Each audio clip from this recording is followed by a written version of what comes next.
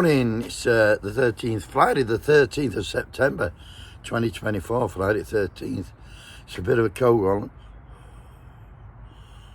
It's about 4 degrees. Acid!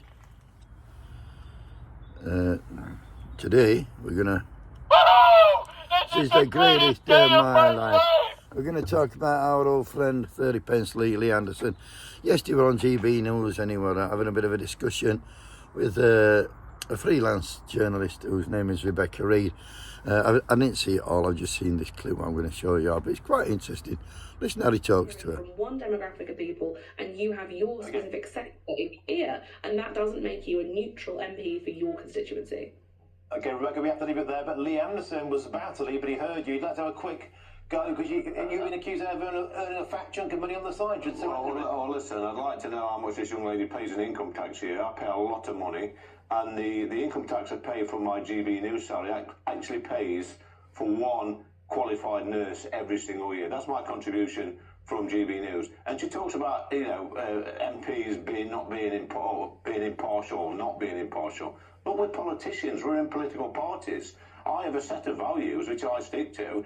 Unfortunately, some constituents will never agree with me, but lots do. But you're a public servant. Your job is to serve the people who elected you. You are a public servant. It shouldn't be about what you want. It should be about what the people who gave you your job want. Well, listen, let me come back on that. You know, just a couple of years back, young lady, when we had COVID on the pandemic. Would you mind not calling me young lady? My name is Rebecca. Is there a pronoun conflict?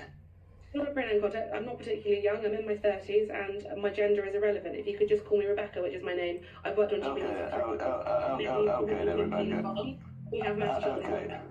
Yeah, I think what you need to do, Rebecca, is go back to bed and call for a nurse. Hey, come on, gentlemen, let's keep it. It's ridiculous. It's ridiculous, Martin. This is absolutely ridiculous. Let's keep it simple. All right, that was. Completely. Thank you so much for that witty piece of debating. What a really clever. Let's knock it on the head. I think it must have been on about a second jobs, because then Lee said, I pay a lot of tax from my TV money. It's enough to pay for one qualified nurse for a year. We are politicians. I have a set of values which I stick to. And I thought, depends which party you will, which your values. You don't have any values, I'll be honest, but you'd probably have a set for Conservative, a set for Reform and a set for Labour. You've got 3 sets of values, how good is that? And Rebecca said to him, you are a public servant, it shouldn't be what you want, it should be about what people who voted for you want. And he said, and then she said, do you mind not calling me a young lady?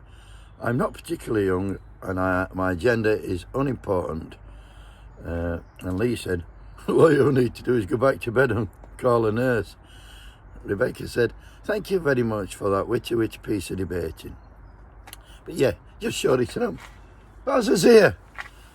Over my shoulder, look at that. Just short it up, didn't he? He just short it up for what he is, a wanker.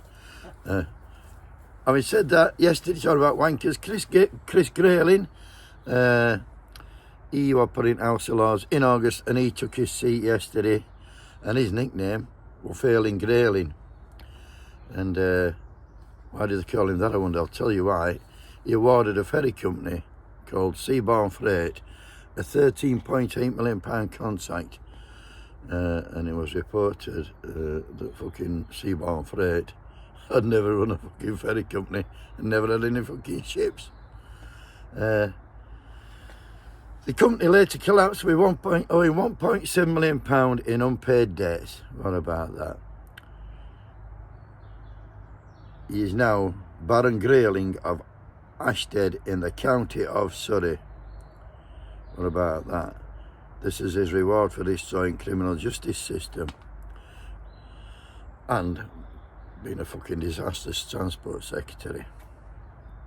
And last but not least, listen to this. Thanks to Dennis May who sent me this tidbit through. Dame Diane Johnson, listen to this, Barry. Dame Diane Johnson, she's the Labour MP for Kingston upon Hull, and she's the Minister for Crime Prevention. Guess what's happening week?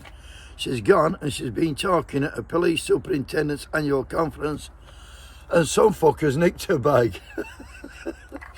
Wakey, wakey. Have a good weekend, everybody. Wrap up.